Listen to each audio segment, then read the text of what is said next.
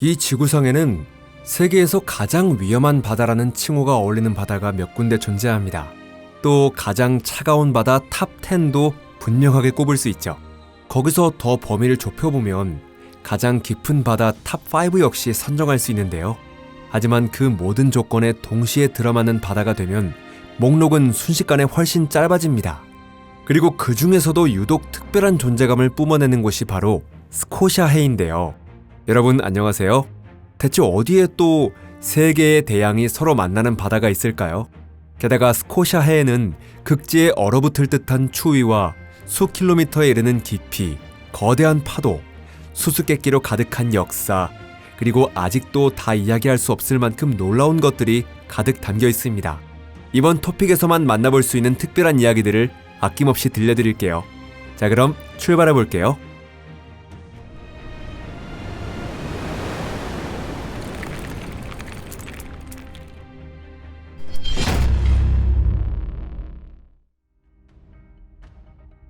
지구 끝자락의 지리. 이른바 세상의 끝이라고 부르기에 가장 어울리는 곳은 아마 북극권과 남극권 바깥, 즉 북위 또는 남위 66도 33분을 넘어 펼쳐진 지역일 겁니다. 그곳에서는 우리가 익숙하게 여겨온 인간의 세계가 사실상 끝을 맞이하는데요. 물론 지구에는 이 밖에도 사람의 발길이 드문 장소가 많이 있지만 그런 곳들을 세상의 끝이라고 부르기에는 어딘가 딱 들어맞지 않는 느낌이 들죠. 이제 스코샤해를 살펴보면 남반구에 위치해 있으며 대략 남위 53도에서 63도, 서경 25도에서 65도 사이에 펼쳐져 있고요. 이 바다의 북쪽은 선원들이 포효하는 40도라고 부르는 폭풍이 거세게 몰아치는 해역에 해당합니다. 더 남쪽으로 내려가면 한층 더 혹독한 바다로 들어서게 되고 광란의 50도를 지나 절규하는 60도로 이어집니다. 지리적으로 보면 스코샤해는 남아메리카 대륙과 남극반도 사이에 자리하고 있죠. 서쪽으로는 항해상 가장 위험한 해역 가운데 하나로 꼽히는 드레이크 해협과 맞닿아 있으며 동쪽과 남쪽은 스코샤호라고 불리는 해저 해상의 산맥과 섬들이 길게 이어지며 둘러싸고 있습니다. 바다의 면적은 약 90만에서 120만 제곱킬로미터에 달하죠. 이렇게 범위 차이가 나는 이유는 해양학 분야에서 그 경계를 정하는 방식이 제각각이기 때문인데요. 일반적으로는 대서양 남부에 속하는 것으로 분류되지만 현대의 구분에서는 일부가 남극해에 포함되기도 하며 드레이크 해협을 통해 태평양과도 이어져 있습니다. 스코샤해는 지구상에서도 손꼽히는 깊은 바다로 알려져 있죠. 해역 동부에 펼쳐진 사우스 샌드위치 해구에서는 최대 수심이 약 8,000m에 이르며 최신부인 메테오 해연은 8,200m를 넘어섭니다. 그렇다고는 해도 해역 대부분의 수심은 대략 3,000에서 4,000m 정도에 머물러 있죠. 독자적인 지각판. 스코샤해 아래에 있는 지각판을 자기만의 판이라고 부르는 건 과학적으로 보면 조금 정확하지 않을 수도 있습니다. 지질학에서는 보다 정식으로 스코샤판이라고 부르죠. 이 작은 판은 남아메리카 판과 남극판이라는 두 개의 거대한 판 사이에 단단히 끼어 있는데요. 스코샤해가 유난히 깊은 이유 가운데 하나도 바로 여기에 있습니다. 이 지역은 어떤 의미에서는 대륙과 대륙을 이어주는 거대한 지질학적 봉합선이라고도 할 수 있지만 고정된 경계는 아닙니다. 스코샤판은 연간 약 2에서 3cm의 속도로 천천히 서쪽으로 이동하고 있습니다. 이 지역의 형성은 약 1억 8천만 년에서 1억 9천만 년 전 초대륙 곤드와나의 분열까지 거슬러 올라가는데요. 당시 곤드와나는 아프리카, 남아메리카, 남극으로 갈라지기 시작하고 있었습니다. 현재는 남극판, 남아메리카판, 그리고 스코샤판이 각각 서로 다른 속도와 방향으로 계속 움직이고 있죠. 그리고 그런 움직임의 결과로 생겨난 것이 북스코샤 해령과 남스코샤 해령을 따라 확인되는 변환 단층입니다. 약 8천만 년 전에 시작된 새로운 지각 변동의 결과로 피리 해대, 브루스 해대, 디스커버리 해대 같은 현재의 융기 구조가 형성되었고요. 그리고 약 5천만 년 전 드레이크 해협이 열리면서 스코샤판은 지금과 가까운 형태로 자리잡게 되었죠. 이처럼 스코샤판, 그리고 스코샤해의 지질학적 역사는 셀 수 없을 만큼 많은 판 운동으로 채워져 있으며 수많은 해저 산맥과 화산섬, 심해 해구를 만들어냈습니다. 말하자면 스코샤해의 지형은 너무나도 복잡해서 아무리 경험 많은 지형학자나 수로학자라도 머리를 싸맬 정도죠. 지구의 에어컨. 스코샤해는 독자적인 판을 가진 것만으로 만족하지 않고 어떤 의미에서는 지구 전체의 날씨까지 움직이고 있습니다. 실제로 해양순환에서 스코샤해가 맡고 있는 역할은 아무리 강조해도 지나치지 않죠. 왜냐하면 이 바다를 통해 지구상에서 가장 강력한 해류인 거대한 남극순환류가 흐르고 있으며 이 해류가 지구 기후 시스템에 엄청난 영향을 미치고 있기 때문인데요. 이 흐름의 속도나 수온이 아주 조금만 변해도 그 영향은 곧바로 지구 규모의 기후변화로 나타납니다. 남아메리카와 남극 사이에서 이 흐름이 가장 좁아지는 곳이 바로 드레이크 해협이며 이곳은 세계 바다의 병목지대라고도 불립니다. 이곳에서는 물의 흐름이 대륙 사이에 끼어 한순간에 좁게 압축되죠. 남극 순환류의 대부분은 이 해협을 통과한 뒤 다시 스코샤해의 넓은 해역으로 흘러들어갑니다. 다시 말해 스코샤해는 이 거대한 해류의 일부로서 막대한 양의 물의 흐름을 통해 지구 전체로 열을 운반하고 대서양과 남극해 사이의 교환을 조절하고 있는 것이죠. 빙산의 무덤. 스코샤해의 또 하나 독특한 특징은 말하자면 빙산과의 기묘한 관계에 있는데요. 물론 빙산에게 있어 그 따뜻한 포옹의 결말은 비극적이며 결국 완전히 녹아 사라지고 말죠. 해양학자들이 스코샤해를 빙산의 무덤이라고 부르는 것도 괜한 말이 아닙니다. 이 거대한 얼음 덩어리들은 대륙의 빙봉에서 떨어져 나와 더 따뜻한 대서양 바다를 향한 마지막 여정에 나섭니다. 스코샤해는 빙산들에게 마치 함정 같은 곳이며 그들을 몰아넣는 역할을 하는 건 바로 해류입니다. 이 깊은 바다의 함정으로 흘러드는 빙산의 수와 규모 면에서 스코샤해는 로스해와 웨델해와 함께 말 그대로 최상위권에 속합니다. 이 해역은 남극 빙산들이 표류하는 주요 경로이기도 한데요. 비교적 따뜻한 이 바다에서는 도시만한 크기의 빙산과 거대한 탁상형 빙산, 그리고 셀 수 없이 많은 작은 얼음 조각들이 천천히 녹아갑니다. 물론 이런 빙산 무리는 해마다 늘어나는 관광객들의 눈길을 끄는 존재일 뿐 아니라 특히 과학자들에게도 중요한 연구 대상이 되고 있죠. 연구자들은 빙산이 녹는 과정을 조사함으로써 남극의 빙상이 어떻게 변화하고 있는지를 밝혀내려 하고 있습니다. 왜냐하면 그 변화가 지구 전체의 기후에 영향을 미치기 때문이죠. 특히 지금처럼 지구온난화가 진행되는 상황에서는 이런 연구가 매우 중요하며 온난화의 가속화는 심각하고 위험한 결과를 초래할 가능성도 있습니다. 스코샤해의 역설. 스코샤해의 기후는 다른 극지의 바다들과 비교해봐도 유난히 혹독하기로 유명합니다. 특히 이 바다는 거센 폭풍으로 잘 알려져 있죠. 이 지역의 바람은 얼음으로 뒤덮인 남극을 둘러싸듯 끊임없이 불어가며 수천 킬로미터에 이르는 이동 경로 동안 거대한 장애물에 가로막히는 일이 거의 없습니다. 그래서 폭풍은 몇 주 동안이나 가라앉지 않는 경우도 있죠.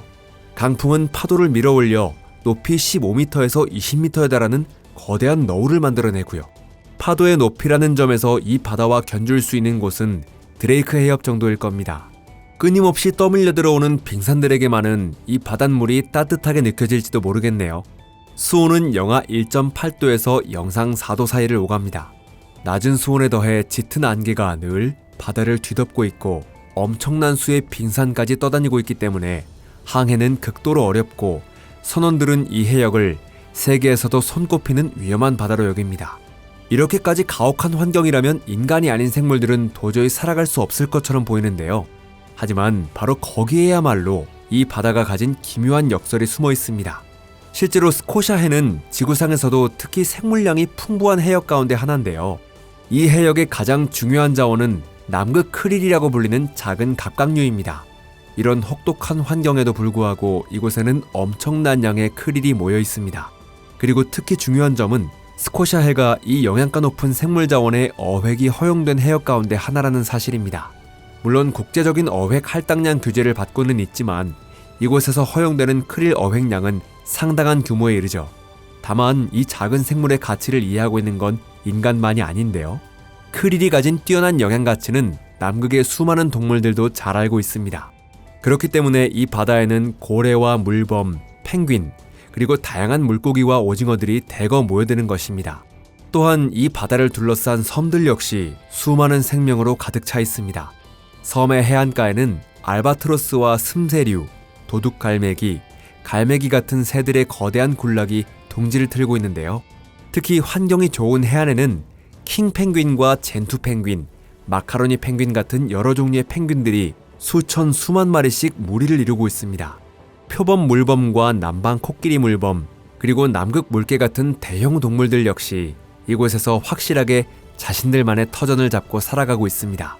이처럼 오늘날 스코샤해는 남반구 고위도 지역에서 매우 귀중하고 특별한 생물 다양성의 중심지 가운데 하나가 되어 있습니다. 관측기지. 보시다시피 스코샤해는 독특하면서도 어딘가 신비롭고 때로는 모순처럼 느껴질 정도의 성질까지 함께 지닌 바다인데요. 그렇기 때문에 이 지역을 연구하기 위해 수많은 연구 거점과 관측기지가 세워져 있는 것도 충분히 이해가 갑니다. 그 시설들은 스코샤해를 둘러싼 거의 모든 섬들에 자리하고 있죠. 연구자들은 기후와 해류, 빙하의 움직임, 해양 생태계는 물론이고 이 지역 특유의 지구 물리 현상과 지자기, 중력 이상 현상까지 조사하고 있습니다. 특히 이 지역에서 가장 큰 섬 가운데 하나인 사우스 조지아 섬에서는 영국의 관측기지 킹 에드워드 포인트가 운영되고 있습니다. 또한 이곳에는 남극 탐험의 선구자 가운데 한 명인 어니스트 셰클턴의 묘도 자리하고 있죠. 스코샤해 탐사의 역사는 이 전설적인 극지 탐험가의 이름과 때려야 뗄 수 없는 관계에 있는데요. 1916년 셰클턴이 이끄는 영국 탐험대의 배 인듀어런스호는 웨델해의 얼음에 짓눌려 파괴되고 말았습니다. 승무원들은 떠다니는 유빙 위를 표류하다가 결국 무인도인 엘리펀트 섬에 도착하게 되죠. 동료들을 구하기 위해 셰클턴은 5명의 선원과 함께 지붕조차 없는 구명보트에 올라 스코샤해를 가로질러 사우스 조지아 섬까지 향하는 전대미문의 결사적인 항해에 도전했습니다. 약 1500km에 이르는 거리를 그들은 16일 만에 돌파해냅니다. 기온은 거의 0도에 가까웠고 파도는 10에서 15m까지 치솟았으며 셀 수 없는 빙산과 충돌할 위험이 끊임없이 따라다니는 가운데 이루어진 거의 자살 행위에 가까운 오픈보트 항해였습니다. 그럼에도 16일 후 그들은 마침내 해안에 도착하죠. 하지만 시련은 아직 끝나지 않았습니다. 보트가 도착한 해안은 당시 완전한 무인지대였기 때문에 셰클턴은 다시 2명의 선원과 함께 산을 넘어 포경 기지가 있는 반대편 해안까지 36시간 동안 이동해야만 했습니다. 놀랍게도 이렇게 비극적으로 시작된 이 이야기는 결과적으로는 희망적인 결말을 맞이하게 되죠. 셰클턴은 엘리펀트 섬으로 향하는 구조대를 조직했고 결국 전원을 무사히 구출하는 데 성공했습니다. 무려 단 한 명의 희생자도 나오지 않았던 것이죠. 현재 사우스 조지아 섬에서 활동하는 연구자들은 물범과 펭귄 개체군, 빙하 변화, 고래의 이동 경로, 남극 크리를 중심으로 한 생태계 등 다양한 주제를 연구하고 있습니다. 그리고 그들은 당연히 이 전설적인 항해의 무용담 역시 잘 알고 있죠. 무엇보다도 섬에 남아있는 어니스트 셰클턴의 묘가 지금까지도 그 기억을 말없이 전해주고 있기 때문입니다. 다만 이 지역 연구의 중심지가 사우스 조지아 섬인 것은 아닙니다. 현지에서 연구를 수행하는 극지 연구자들이 이 지역의 과학 수도라고 부르는 곳은 바로 사우스 셰틀랜드 제도입니다. 이 제도에 속한 킹 조지 섬에는 남극에서도 최대 규모급 국제 과학 거점이 모여 있으며 여러 나라의 관측기지와 야외 조사 캠프가 활발히 운영되고 있습니다. 그리고 사우스 오크니 제도에는 남극에서도 가장 오래된 관측기지 가운데 하나인 오르카다스 기지가 자리하고 있습니다. 이 기지는 1904년에 설립되었으며 이후 120년이 넘는 세월 동안 단 한 번도 중단되지 않고 운영되어 왔습니다. 이렇게 살펴보면 스코샤해는 세계에서 가장 놀라운 바다라는 칭호에 손색 없는 후보라고 할 수 있습니다. 어떠세요? 이 바다가 얼마나 특별한 곳인지 이제는 한눈에 느껴지시죠?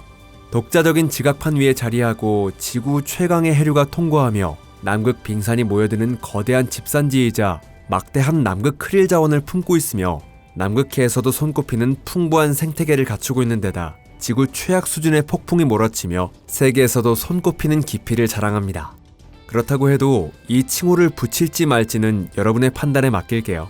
저희는 앞으로도 지구 곳곳의 놀라운 바다들을 소개하는 시리즈를 계속 이어가겠습니다.